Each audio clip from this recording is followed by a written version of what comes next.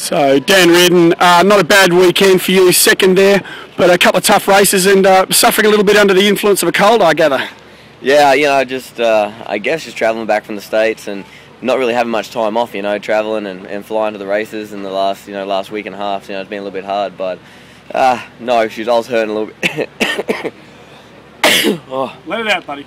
I was hurting a little bit out there, more of a survival than anything else, but, pumped with second. Today was just one of those hard days, I guess, for me, and I made the most of it. So, on the box, on podium, and I think Reedy may just be ahead of me in the championship overall, but we're only 2 rounds in, so.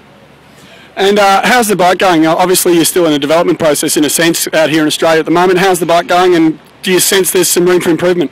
The bike's awesome. We really got it good. Especially riding it in the States, and for me, the bike feels really comfortable. I just gotta set it up for track to track, and the track was tough, especially in practice. The track was super hard pack, and it's really hard to set a bike up when it comes when the track becomes that hard. But as the night went on, the track got a little better, and no complaints there, no complaints at all.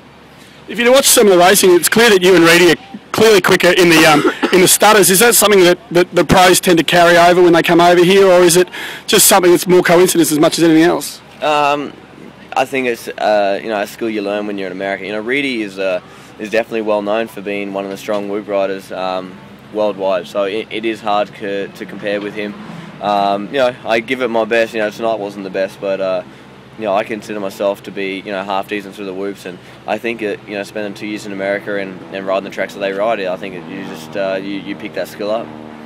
Well, last round obviously you were riding really well, and Reedy's come back with a vengeance. It must be shaping up. It's pretty much a battle between you guys going into the next rounds.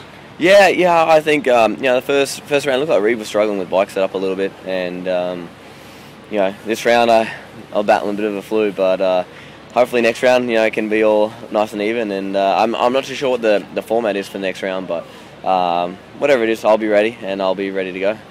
Well, Dan Reardon, we wish you well for the remaining round and hope you get over your cold, and look forward to seeing you back on the Woodstock Honda. Thanks, mate. I'll be there.